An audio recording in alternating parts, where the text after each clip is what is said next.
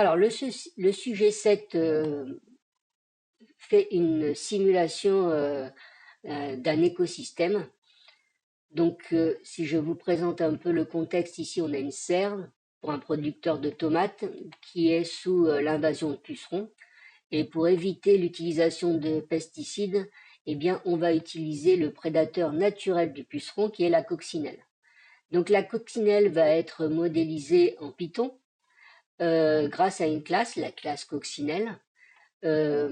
Cette classe va permettre de mettre en place des propriétés liées à la coccinelle, donc l'âge, le sexe, l'espérance de vie et le niveau de nutrition. L'espérance de vie va être réalisée de façon aléatoire, hein. On va faire un choix aléatoire de cette espérance de vie. Donc ça veut dire que dans le constructeur de la classe coccinelle, on va pouvoir initialiser la propriété sexe, âge et niveau de nutrition. Donc l'espérance de vie ici va être générée de façon aléatoire.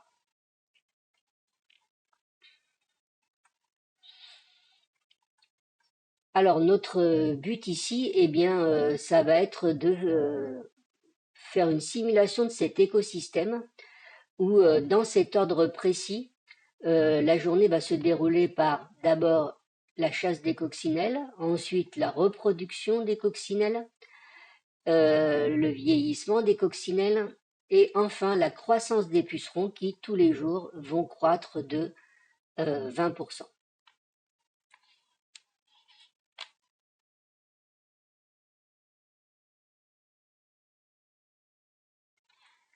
Dans cette première question, on nous demande de créer une population initiale de 3 coccinelles, 2 mâles et une femelle, tout âgés de 10 jours et ayant un niveau de nutrition de 2.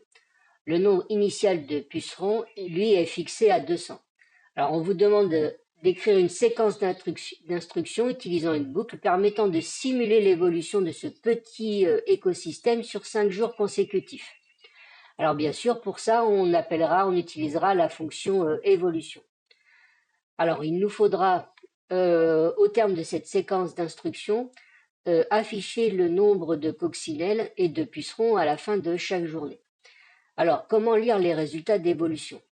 La fonction évolution va renvoyer à un tuple de deux éléments, la nouvelle liste de coccinelles et le nouveau nombre de pucerons. Donc, pour récupérer les deux valeurs, on pourra utiliser ce qu'on appelle le déballage d'un tuple ou encore le tuple unpacking. Alors, qu'est-ce que le tuple unpacking?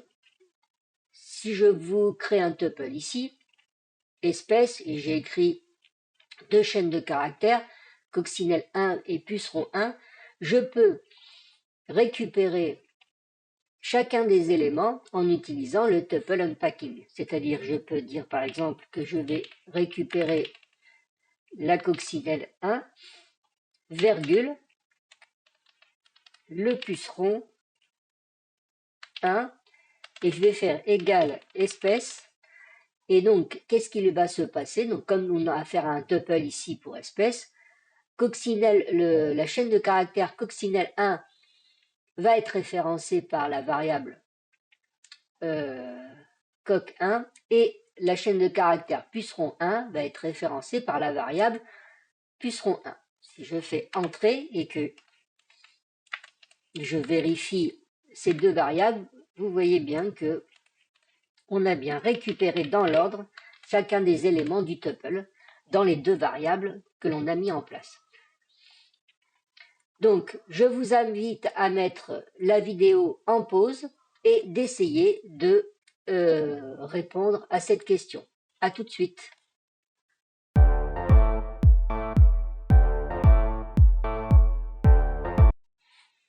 Avant de répondre à la question 1, nous allons revenir sur quelques points importants qui concernent la programmation orientée objet et les méthodes spéciales.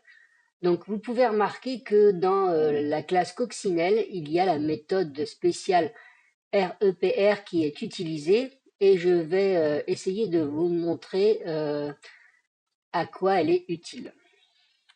Donc je vais d'abord la bloquer. Je vais créer une coccinelle.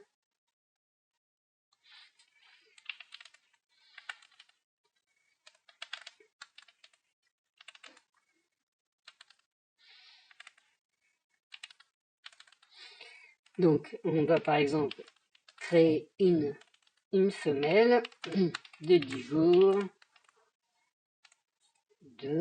Voilà, je crée une coccinelle. Et si j'écris cocci, voilà ce que me renvoie la console. Donc elle me dit que c'est un objet de la classe coccinelle et m'indique son emplacement en mémoire. Maintenant, je vais faire la même chose, mais je vais décommenter la méthode spéciale représentation.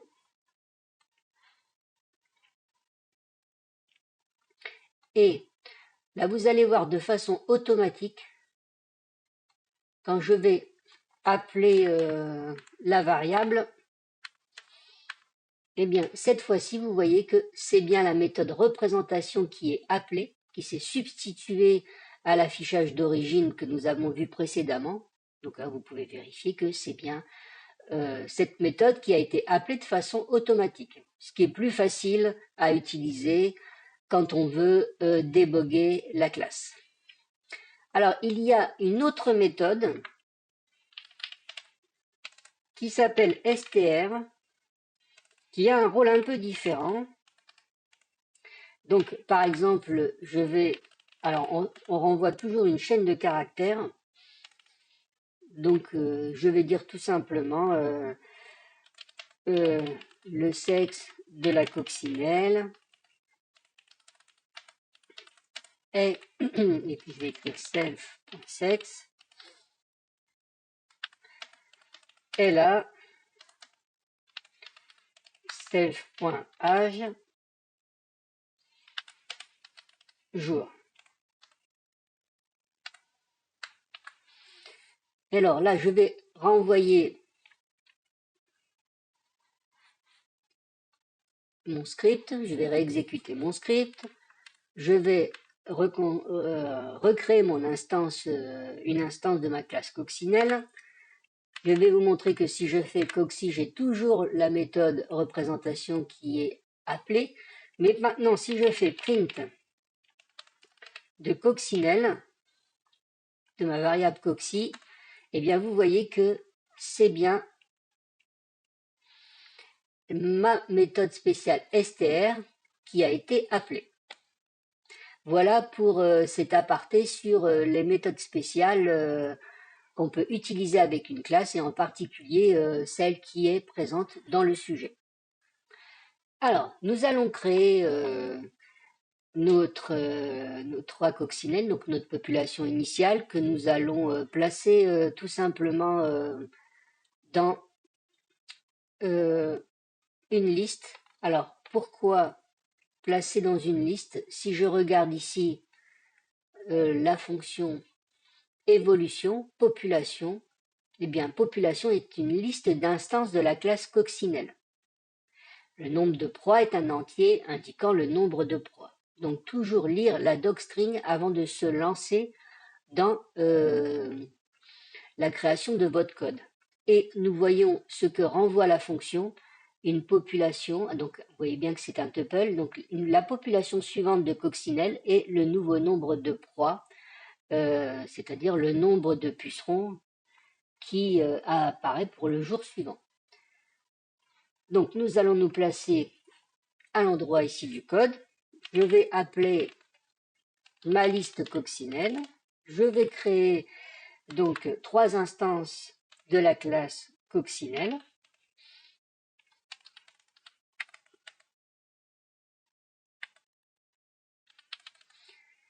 Et donc, d'abord une femelle. Je mets les paramètres, alors 10 et 2, je vous montre ici 10 jours pour l'âge et pour le niveau de nutrition 2. je crée 2 coccinelles femelles. Je peux faire entrer après une virgule pour que je puisse avoir les éléments qui s'affichent sous la forme d'une colonne. Et enfin, la dernière coccinelle avec les mêmes paramètres, sauf que nous avons ici affaire à un mâle. Maintenant, je vais créer une boucle. Donc, for i in range de 5, puisque je veux faire la simulation de 5 jours. Et je vais avoir donc mon nombre de proies, donc NB proies, que je vais initialiser à 200. Ensuite, comme je vous l'ai dit, je vais utiliser le tuple unpacking ou le déballage en français. Et donc, je vais prendre ma liste de coccinelles, la mettre à jour, mon nombre de proies, la mettre à jour et appeler tout simplement ma fonction évolution en passant en paramètre. Eh bien, nombre de proies, j'ai gardé le même nom pour cette variable. Par contre, population, je l'ai appelée coccinelle.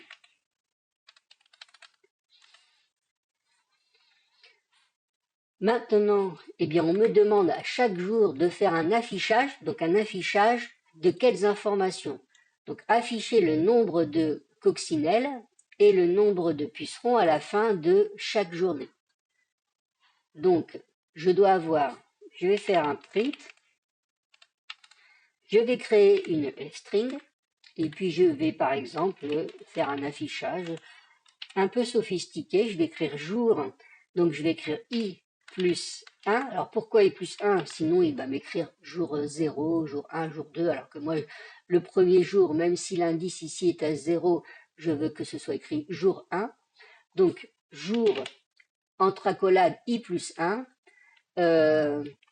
nombre de coccinelles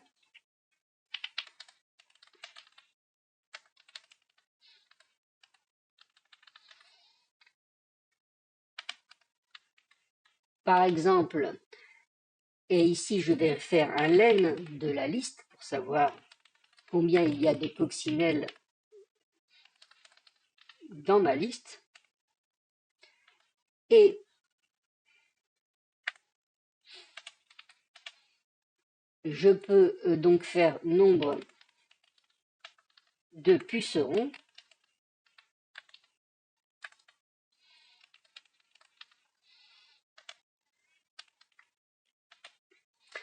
et puis là je vais tout simplement demander à afficher le nombre de proies.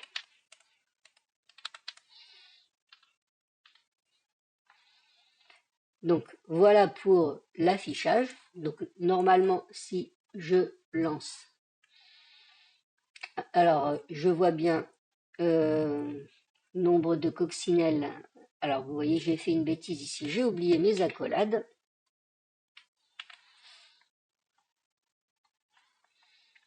Et voilà, j'ai bien nombre de coccinelles 7 pour le jour 1, nombre de pucerons 190, etc.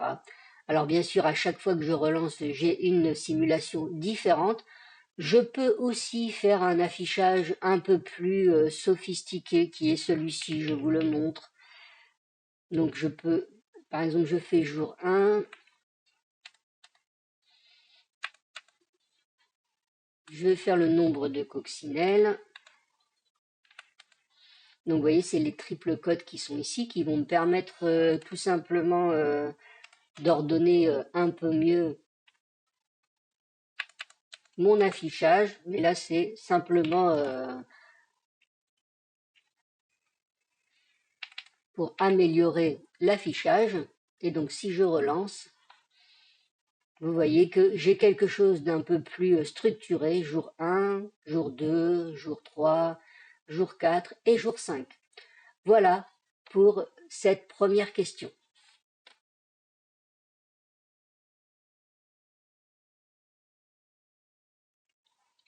Alors, je reviens sur quelques points importants de la question 1. Ici, j'ai écrit tout simplement le code directement. Je peux aussi utiliser pour que le code ne s'exécute pas à chaque fois que je vais utiliser ce fichier, surtout quand je vais en faire un import. Je peux utiliser la structure si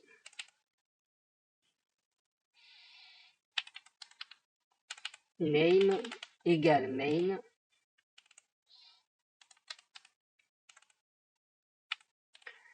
deux points. Alors voilà, ce code ici ne se déclenchera pas si je fais un import de ma fonction, de mon script, dans un autre script. Pourquoi? Parce qu'en fait là, quand j'écris si name égale main, en fait, name ici c'est le nom du script à l'exécution. Donc quand je fais un import, eh bien le nom ne va pas s'appeler main, parce que c'est pas le script qui est en exécution. Il va porter le nom du script, c'est-à-dire coccinelle. Et donc cette partie ne sera pas exécutée. Deuxième point, vous voyez que quand j'ai écrit ici mon f-string avec ma chaîne longue ici, donc vous voyez que jour ici je l'ai aligné avec for, c'est pour qu'il puisse s'afficher, vous voyez correctement, ici jour 1, jour 2, jour 3. Alors si je veux un réel affichage sans espace, vous voyez, il faut vraiment que tout ce code qui est ici soit collé au bord. Ici, hein, on n'aura pas de problème d'indentation avec cette f-string. Je vous montre. Et là, vous allez voir que jour va bien être là ici sans espace au niveau de la console.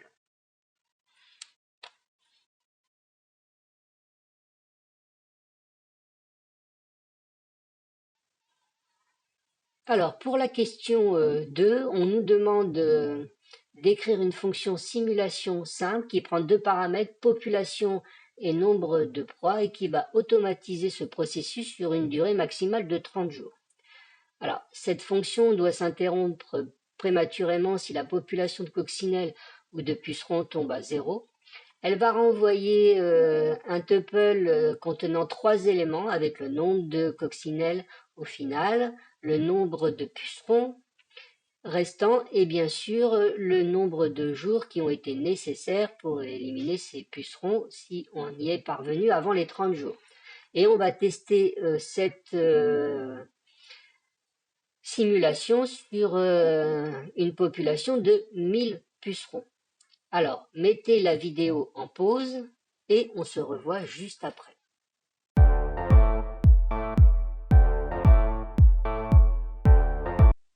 Alors, pour répondre à cette deuxième question, comme vous pouvez voir, je vais écrire ma fonction au-dessus de ma condition if, ici. Donc, qu'est-ce que nous devons faire ici? Donc, écrire une fonction simulation simple qui prend deux paramètres, la population et le nombre de proies.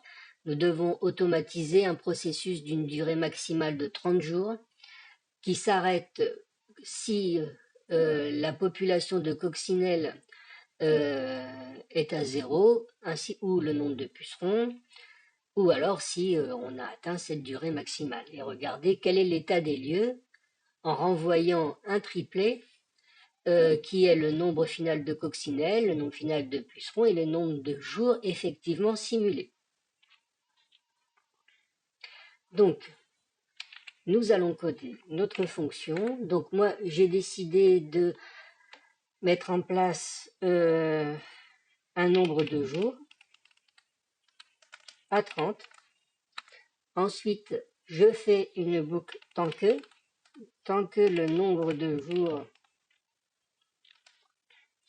est plus grand que 0 et que la taille de la population de coccinelles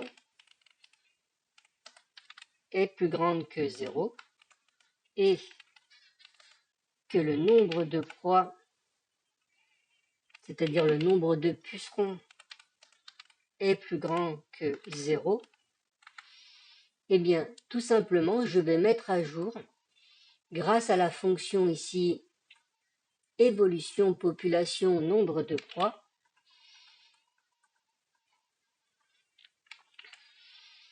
Je vais mettre à jour la population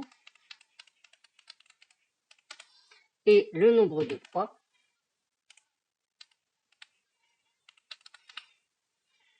C'est le tuple que renvoie la fonction évolution. Donc j'utilise le tuple unpacking, donc le déballage de tuple. Et bien sûr, je fais diminuer mon nombre de jours de 1. Et ensuite, eh bien, je renvoie la taille de la population de coccinelles, le nombre de proies de pucerons, et puis bien sûr le nombre de jours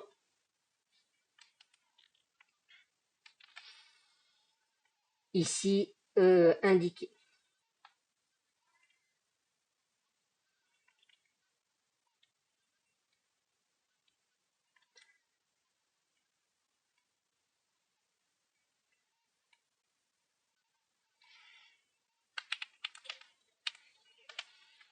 Voilà.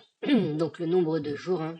Là ici, je vais avoir le nombre de jours qui se sont passés. Alors j'aurais pu mettre ici à 0 et puis faire plus 1, j'ai directement le nombre de jours. Hein. Donc maintenant que j'ai réalisé cette fonction, alors n'oublions pas le def, eh bien je vais utiliser cette fonction sur ma population que j'ai créée. Alors j'ai bloqué mon ancien code, le code de la question précédente. Donc ici, je vais mettre ici coccinelle.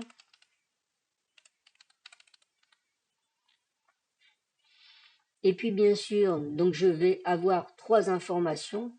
Donc je vais avoir le nombre de coccinelles,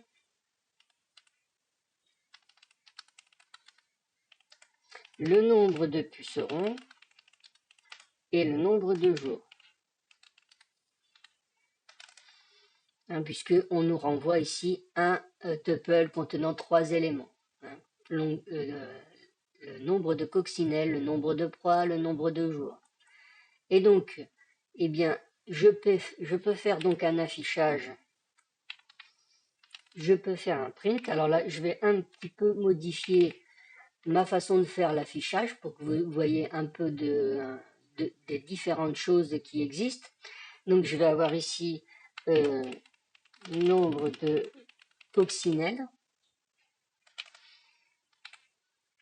Donc, je vais aller chercher le nombre de coccinelles. Et vous voyez, je vais faire /n pour aller à la ligne. Et attention, quand je vais écrire le nombre de pucerons, je dois coller au n, sinon je vais avoir un espace qui se sera formé dans mon affichage. Donc, nombre de pucerons.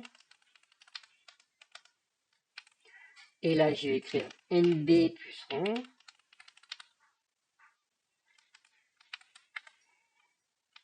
Et enfin, nombre de jours. Et là, je vais écrire NB jours.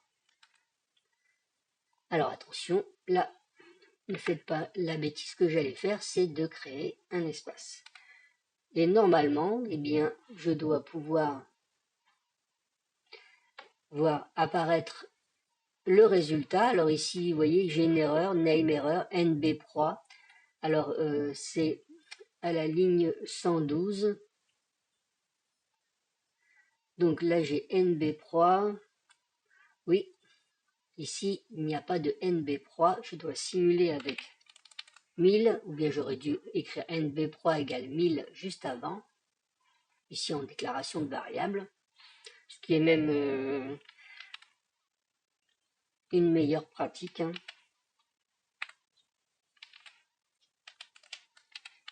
Voilà ce que j'ai oublié. Alors ici, NB jour, alors j'ai modifié, oui, j'ai oublié mon S à NB jour. Et donc, vous voyez que le nombre de coccinelles, 63, j'ai éliminé tous les pucerons en 9 jours. Si je relance la simulation, je vais normalement avoir quelque chose qui doit être différent à chaque simulation.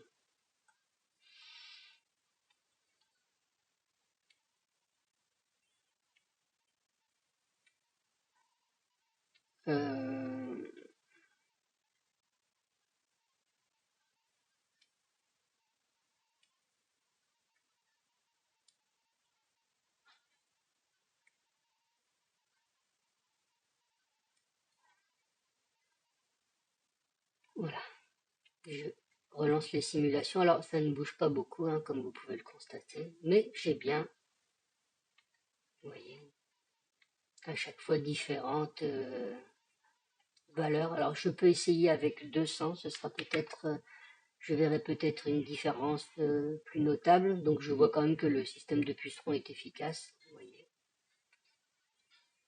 Voilà, j'essaie de relancer plusieurs fois. Voilà pour cette deuxième question.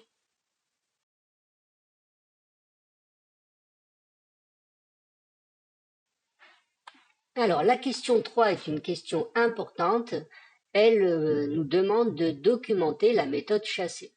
Alors, documenter, c'est créer ce qu'on appelle une docstring. Ça, c'est la première phase. Et ensuite, on nous demande aussi d'écrire les commentaires, des commentaires liés aux instructions qui composent la méthode chassée. Alors, la documentation doit expliquer ce que fait la méthode, ses paramètres et ce qu'elle renvoie. Et les commentaires, qui sont des commentaires inline, sur une seule ligne, doivent expliquer les parties non évidentes du code. Alors, je rappelle ce que c'est qu'une docstring. Une docstring est une chaîne de caractères placée juste après l'entête d'une fonction ou d'une méthode, alors en-tête ou signature de la fonction, entre des triples guillemets, pour qu'on puisse avoir plusieurs lignes de texte qui vont expliquer le rôle de la méthode ou de la fonction. Alors, elle décrit le contrat de la fonction, c'est-à-dire ce qu'on doit utiliser comme paramètre, quel est le type de ces paramètres, et ce qu'elle va renvoyer. Je vous invite de mettre cette vidéo en pause et on se retrouve juste après.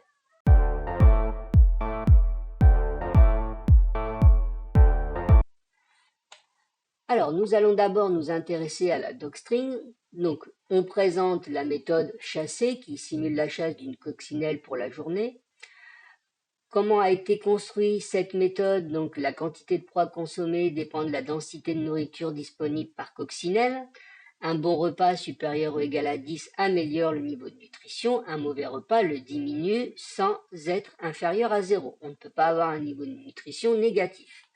Les paramètres nombre de proies et nombre de coccinelles sont des entiers. Et la méthode renvoie tout simplement à un entier qui est le nombre de proies restantes après la chasse de la coccinelle. Maintenant, si nous passons aux commentaires inline en fonction des instructions, donc ici la première instruction, ligne 25 à 26, c'est un cas de sécurité qui évite la division par 0. De la ligne 28 à 29, on calcule la densité ici de nourriture par coccinelle.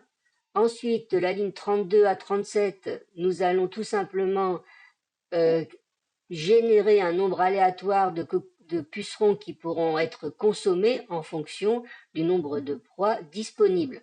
Supérieur à 20, c'est un repas copieux. Entre 10 et 20, c'est une nourriture suffisante. Et sinon, on a pénurie et donc un résultat qui va être généré, qui va être un petit nombre, entre 3 et 8, donc un repas maigre. On a un garde-fou parce qu'on ne peut pas consommer plus de proies qu'il n'y en a de disponibles. Donc on va à chaque fois mettre à jour la variable consomme en prenant le minimum de la variable consomme qui a été calculée précédemment avec les générations aléatoires d'entiers et le nombre de proies disponibles. Enfin, on va mettre à jour le niveau de nutrition, Si on a fait un bon repas, eh bien, on va augmenter ce niveau de nutrition de 1. Sinon, on va le diminuer de 1 en prenant soin de ne jamais être inférieur à 0. Et enfin, on renvoie le nombre de proies restantes, c'est-à-dire le nombre de proies initiales moins celles qui ont été consommées. Voilà pour cette troisième question.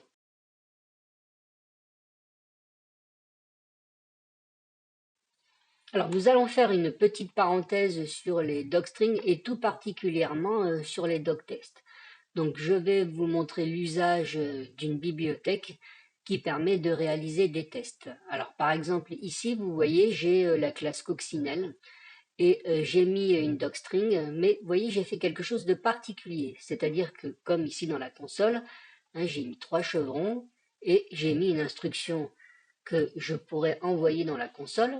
Donc ici, j'ai créé une liste de 3 coccinelles. J'ai appelé la fonction chasser sur 200 coccinelles et puis sur 200 pucerons, pardon, et le nombre de coccinelles ici, qui est laine de coccinelle. Je vérifie que je n'ai pas fait d'erreur au niveau des paramètres. Donc nombre de proies, nombre de coccinelles, nombre de proies, nombre de coccinelles. Et j'ai dit le nombre de proies restantes doit être supérieur à 0 et normalement ça doit me renvoyer true obligatoirement d'après ma fonction.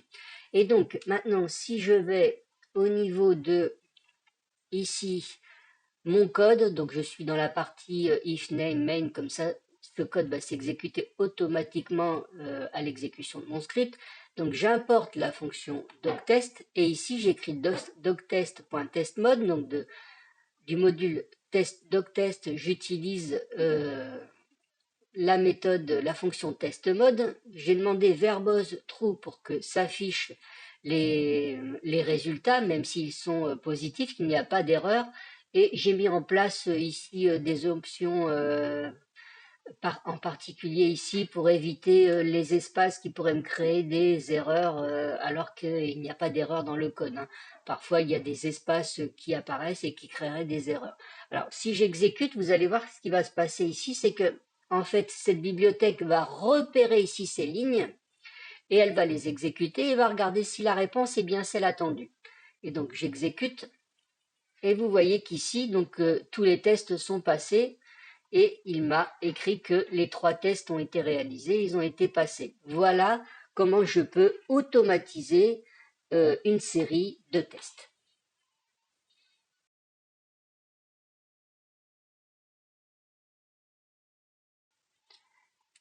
Alors, dans cette question 4, le producteur constate qu'il y a 2 limites biologiques dans le modèle qui a été mis en place. La première est la maturité sexuelle qui est absente. Le modèle permet la reproduction dès la naissance, alors qu'en réalité, elle n'est possible qu'à partir de 20 jours de vie. Ensuite, on a un impact du manque de nourriture qui est sous-estimé. Quand le niveau de nutrition est à 0, la coccinelle a en réalité une chance sur 3, c'est-à-dire environ 33%, de ne pas survivre à la journée. Donc, qu'est-ce qu'on vous demande ici dans cette question? C'est de modifier les méthodes reproduction et à survécu pour intégrer ces 2 règles, les tester à nouveau avec une simulation pour observer les changements. Mettez la vidéo en pause, on se retrouve juste après.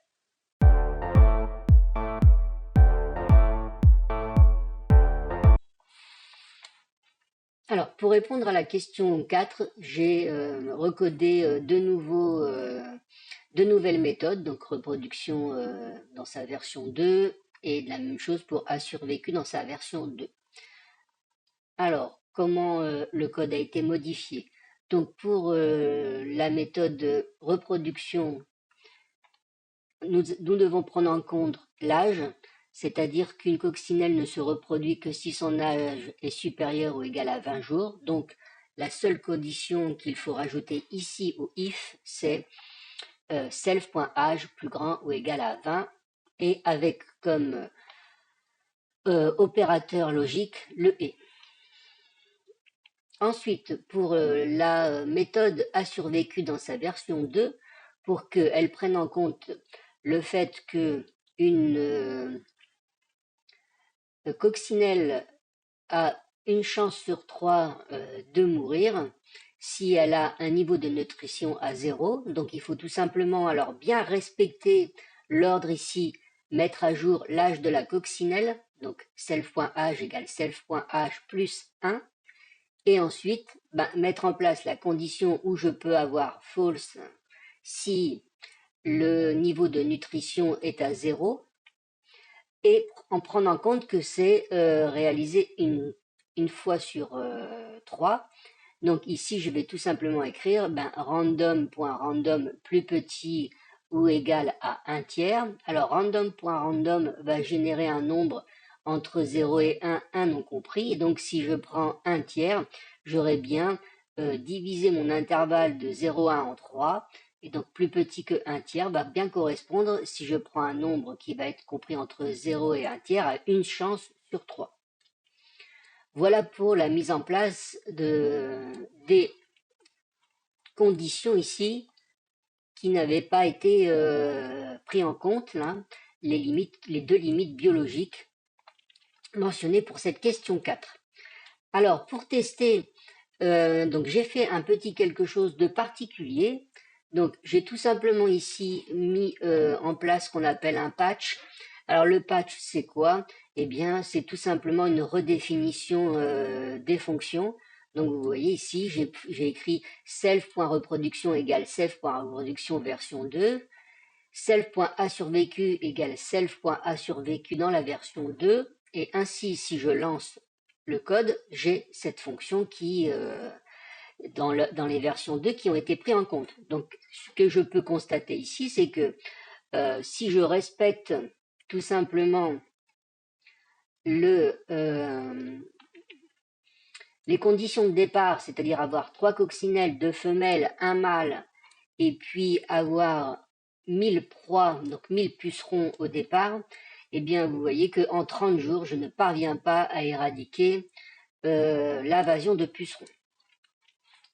Maintenant, si je veux comparer, bien sûr, avec le code qui ne prenait pas en compte ces deux paramètres biologiques, donc tout simplement ici, je commande ces deux lignes du patch, donc de redéfinition des fonctions, j'exécute. Bon, là, vous voyez, hein, on n'a pas du tout le même comportement. Hein, on a en 10 jours une éradication des pucerons. Alors, quel est l'avantage d'avoir mis en place ce patch? Tout simplement, eh bien, on a ici quelque chose qui est plus réaliste. Hein. C'est-à-dire que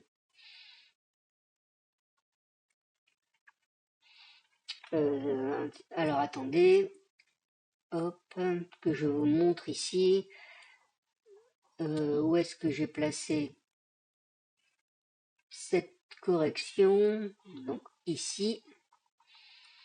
Donc vous voyez, hein, c'est ce que je vous dis, hein, le fait d'avoir mis en place une maturité sexuelle et puis un risque de mortalité qui est lié au fait que la coccinelle n'est pas mangée, ça met en place un modèle qui est beaucoup plus réaliste biologiquement.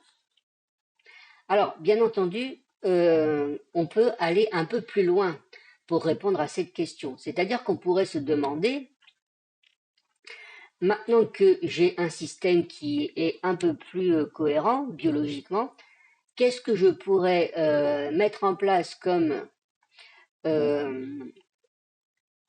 nombre de coccinelles au départ pour pouvoir une éradication que je n'ai plus ici avec mon modèle. Je vous remontre de nouveau. Donc je vais libérer les patchs. Vous voyez, ce n'est plus avec 3 coccinelles, ce n'est plus suffisant. Hein. Alors je pourrais essayer en tâtonnant, hein, en faisant 1, 2, 3, 4, 5, 6, 7, 8, etc. coccinelles, et je pourrais voir comment ça se passe.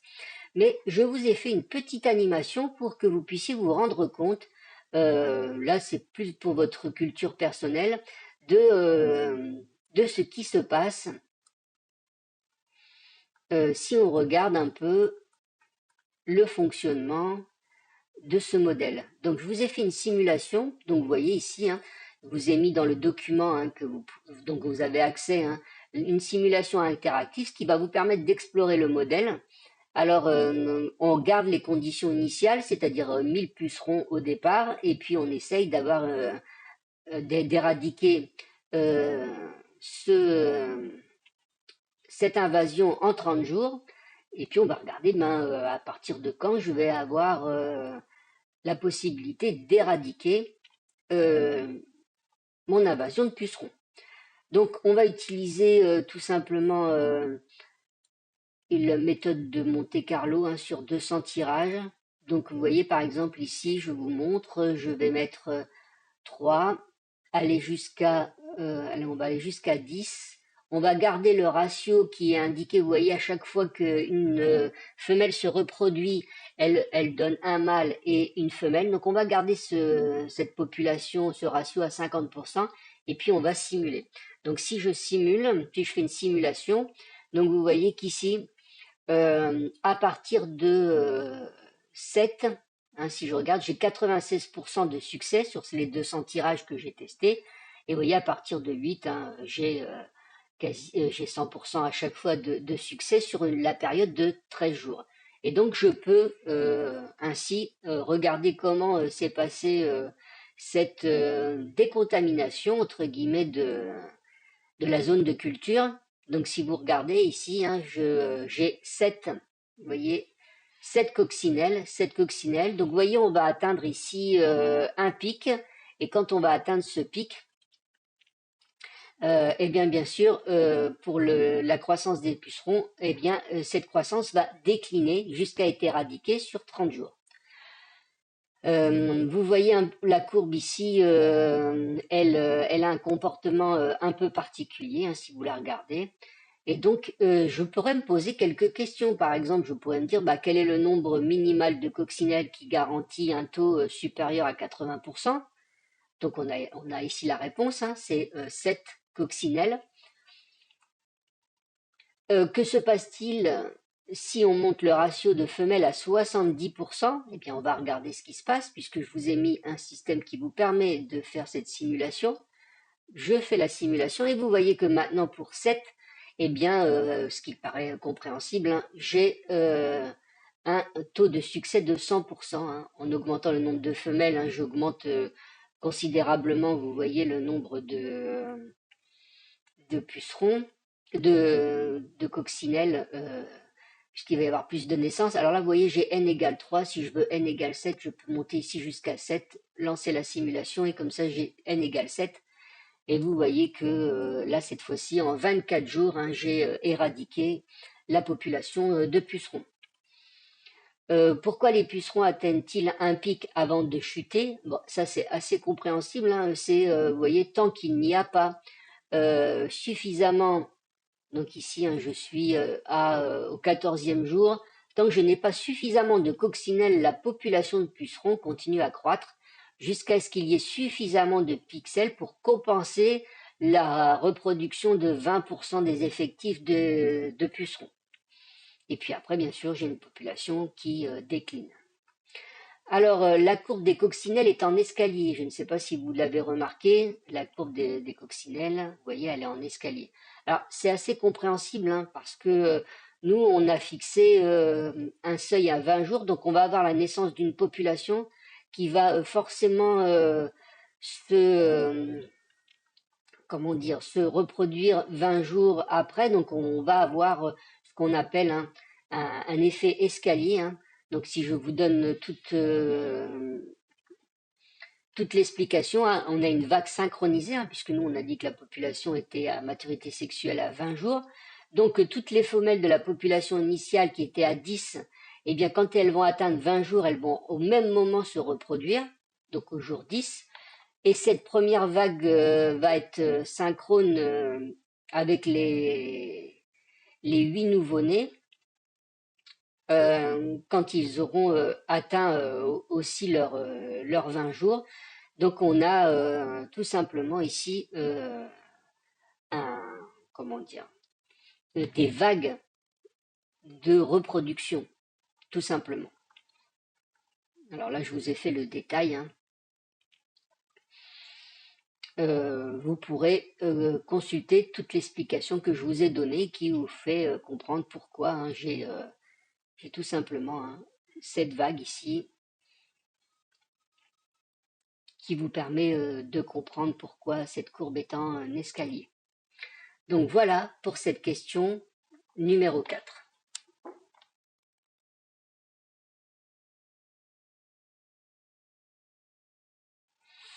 Alors, pour faire un bilan sur ce sujet 7, donc ce qu'il faut retenir ici, c'est bon, on a utilisé la programmation orientée objet, donc on a manipulé une classe. Attention de ne pas oublier le self. Quand on écrit une méthode, ne pas oublier que le premier paramètre, c'est aussi self. Donc là, on a dû modifier des listes. Alors, toujours faire attention, hein, quand vous allez parcourir une liste et que vous faites des modifications. Ne faites pas vos modifications en même temps que vous parcourez la liste, hein. Vous allez faire ce qu'on appelle des sauts d'éléments. Donc ça, faites attention si vous utilisez ces techniques. Attention, vous voyez, quand on a ici évolution, dans évolution, le nombre de coccinelles est capturé avant la boucle de chasse. C'est le nombre de coccinelles au début de la journée qui est pris en compte. Donc faites attention, hein, sinon on aurait une division, on aurait un calcul de proie par coccinelle qui ne serait pas correct. Attention quand vous allez utiliser une boucle while de tester simultanément les 3 conditions donc on a mis en place. Si vous oubliez une des conditions qui est ici, vous allez obligatoirement créer ce qu'on appelle une division. Vous allez faire une division par 0 et donc on va générer une erreur. Et faites attention aussi quand vous utilisez une boucle while à vérifier que vous n'êtes pas dans une boucle infinie. Et enfin, donc vous avez vu, hein, là on a utilisé random.random et random.randint, ce sont deux choses qui produisent des résultats différents. Random.randint, si vous prenez entre par exemple 1 et 5, eh bien va vous renvoyer de façon aléatoire un nombre qui va être compris entre 1 et 5, 1 et 5 compris. Et random.random, donc n'oubliez pas, hein, quand vous l'utilisez, de mettre les parenthèses, va vous renvoyer tout simplement un nombre aléatoire compris entre 0 et 1, 1 non compris. Donc ça, ce sont des choses qu'il ne faut pas oublier. Voilà pour le bilan de cet exercice numéro 7. Donc je vous invite à le retravailler sans la correction. Bon courage et à bientôt.